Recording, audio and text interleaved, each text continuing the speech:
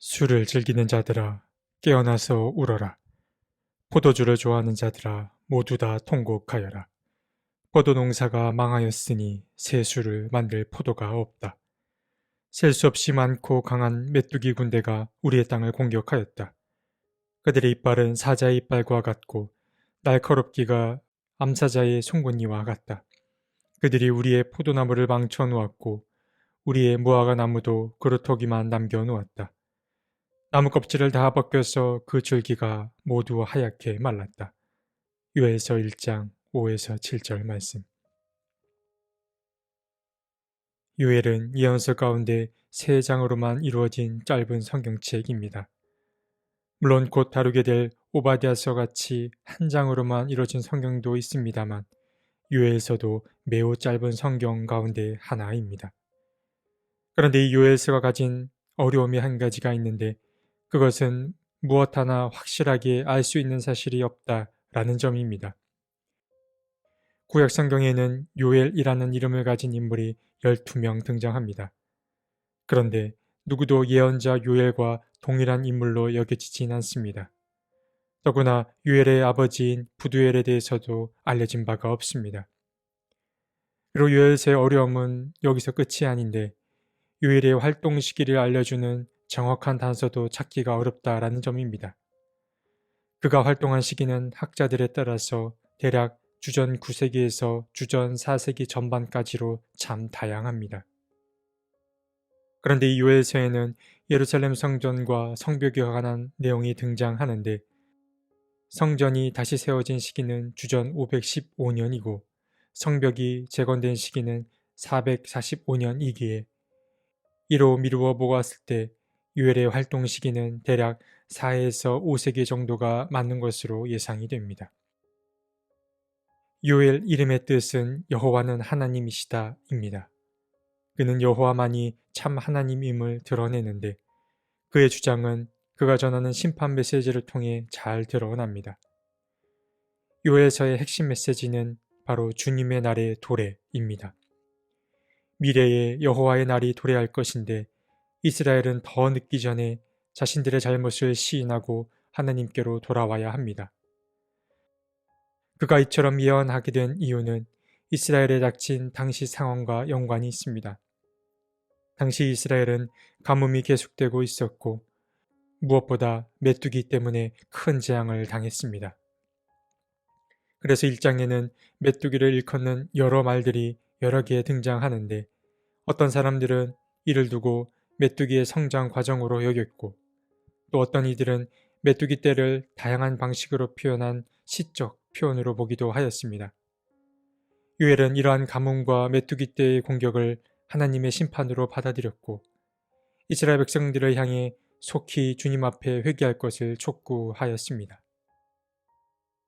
특별히 오늘 본문인 요엘서 1장에서 요엘은 3번에 걸쳐 사람들에게 회개를 촉구합니다. 그는 먼저 당시의 심각한 상황부터 공유했습니다. 요엘은 말합니다. 나이 많은 사람들아 들어라. 유다 땅에 사는 사람들아 모두 귀를 기울여라. 너희가 살고 있는 지금이나 너희의 조상이 살던 지난날에 이런 일이 일어난 적이 있느냐.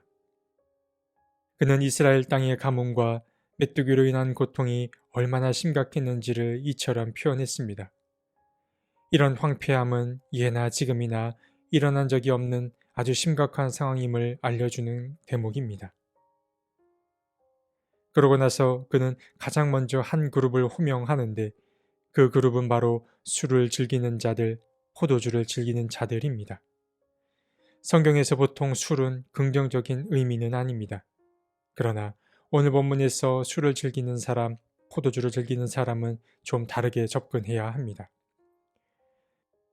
요엘이 그들에게 회개를 요청하는 것은 그들의 술을 즐겨 마셨기 때문이 아닙니다. 하나님이 축복하신 땅은 2가지 열매를 늘 맺게 되는데 하나는 포도나무 열매이고 다른 하나는 무화과 나무의 열매입니다. 그런데 가뭄과 메뚜기 떼로 인하여서 더 이상 이 나무들이 열매를 맺을 수 없게 된 것입니다. 요엘은 술을 즐기는 사람, 포도주를 즐기는 사람들에게 이 사실을 전해주는 것입니다. 이들이 슬퍼해야 할 이유는 포도와 무화과를 더 이상 먹을 수 없기 때문이고, 이는 곧 하나님의 손길이 이들로부터 떠나갔음을 상징하기 때문입니다. 요엘은 이들을 향하여 울고 통곡하라고 말하고 있습니다. 이어서 요엘이 호명한 그룹은 예루살렘 백성들 모두입니다. 요엘은 10절에서 백성들을 향하여 곡식과 포도송이와 올리브 열매가 모두 말라버려 땅이 통곡한다 라고 말했습니다. 여기서 언급된 곡식과 포도송이, 올리브 열매는 일반 식량을 뜻하기도 하지만 그보다 이는 하나님께 바치는 제사와 관련이 됩니다. 이 세 가지 식량이 모두 말라버림으로 이스라엘은 더 이상 성전에서 제사를 드릴 수 없게 되었습니다.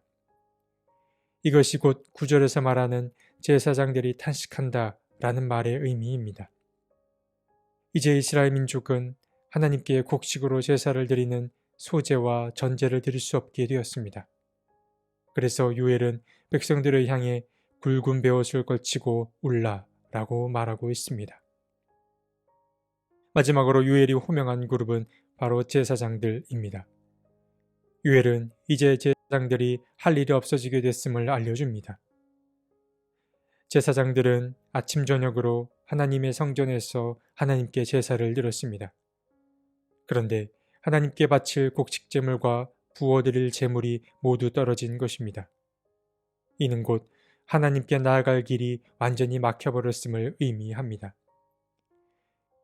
그래서 요엘은 먼저 제사장들에게 굵은 베옷을 입고 슬피 울며 통곡하라고 요청합니다. 그러고 나서 백성들 모두를 불러 모아 금식을 선포하고 하나님 앞에 회개와 도움의 기도를 드리라고 요청했습니다. 그리고 이어서 이제 15절부터 마지막 20절까지는 예언자 요엘의 마지막 탄식과 기도의 내용이 담겨 있는데, 그는 여호와의 날을 다시 언급하며 그날이 곧 심판의 날이 될 것임을 알려주었습니다. 주님께서 심판하시는 날, 곧 전능하신 분이 보내신 그 파멸의 날이 다가왔는데, 이날에는 모든 것이 말라 죽게 됩니다. 그리고 이 파멸은 사람뿐만 아니라 식물과 동물 모두 가리지 않고 임하게 될 것입니다. 메뚜기의 재앙과 가뭄이 온 이스라엘을 덮은 것입니다. 오늘 함께 나눈 요엘서 1장은 하나님의 심판이 임했음을 알려주는데, 그 심판은 피조 세계에 임한 심판이었습니다. 당연한 이야기이겠지만 피조 세계는 인간의 삶과 동떨어져 있는 세계가 아닙니다. 피조 세계는 인간을 살아 숨쉬게 하는 생명의 원천이자 없어서는 안 될 큰 도움입니다. 그런데 요엘이 살던 당시 이 피조 세계가 황폐해졌습니다. 예언자 요엘은 이것을 하나님이 온 누리를 심판하실 조짐으로 보았습니다.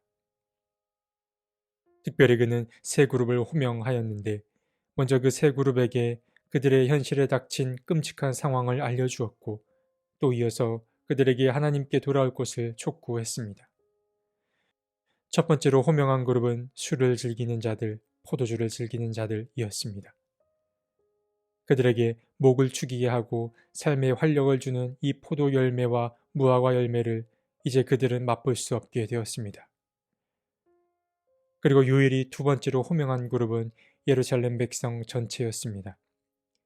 이스라엘 땅에 곡식과 포도송이와 올리브 열매가 모두 말려버렸기에 이들이 먹을 양식뿐만 아니라 하나님께 드릴 제사 또한 완전히 막혀버렸습니다. 이처럼 가뭄과 메뚜기 떼로 인해 하나님과 백성들 사이가 완전히 막혀버렸는데, 이 사실은 요엘이 호명한 세 번째 그룹을 통하여 더욱 확실해집니다. 그가 마지막으로 호명한 이들은 제사장들이었습니다. 그들이 아침 저녁으로 하나님께 바쳤던 곡식제물과 부어드릴 제물이 모두 떨어졌기에 이제 이스라엘은 더 이상 하나님을 예배할 수 없게 되었습니다. 그러니까 이 모든 것은 이스라엘 땅에 임한 가뭄과 메뚜기 재앙 때문이었습니다. 요엘서의 핵심 메시지는 하나님의 심판과 백성들의 회개에 있지만, 후반부에 가서는 하나님께서 이스라엘을 구원하시고 이방 민족을 심판하실 이야기가 등장합니다. 그렇기에 우리는 하나님의 심판 이면에 담긴 하나님의 진짜 마음을 늘 기억해야 합니다. 그러나 하나님은 분명 우리가 당신의 길과 어긋난 길로 갈 때에 우리를 바로잡아 주십니다. 그것을 심판이라고도 부를 수 있는데 오늘 이야기에서 그 심판은 피조세계로부터 들려오는 신음을 통하여 우리에게 전해졌습니다. 하나님의 메시지는 다양한 방식으로 우리에게 전달됩니다. 그러한 방식 가운데 하나님은 황폐해져가는 피조세계를 통하여서도 우리에게 말씀을 건네십니다. 우리가 살고 있는 지금은 요엘이 살던 시기로부터 많은 시간이 흘러왔지만 지금의 상황이 그때와 크게 다르지 않아 보입니다. 하나님의 피조세계가 많이 훼손되었고 황폐해졌습니다. 빙하는 계속 녹아만 가고 사막화는 점점 가속화됩니다.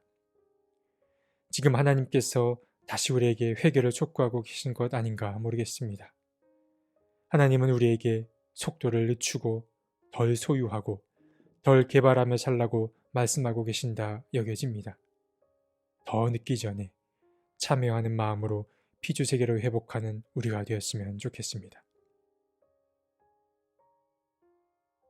하나님, 요엘의 이야기가 지금 우리에게 들려주는 이야기와 같습니다. 피조세계는 신음하고 있고 우리는 그 소리를 외면한 채 살아갑니다. 주님, 피조세계의 신음이 곧 우리에게 말을 건네는 주님의 음성임을 잊지 않게 해 주십시오. 우리에게 생명을 사랑하는 풍성한 감수성을 허락해 주십시오. 아멘.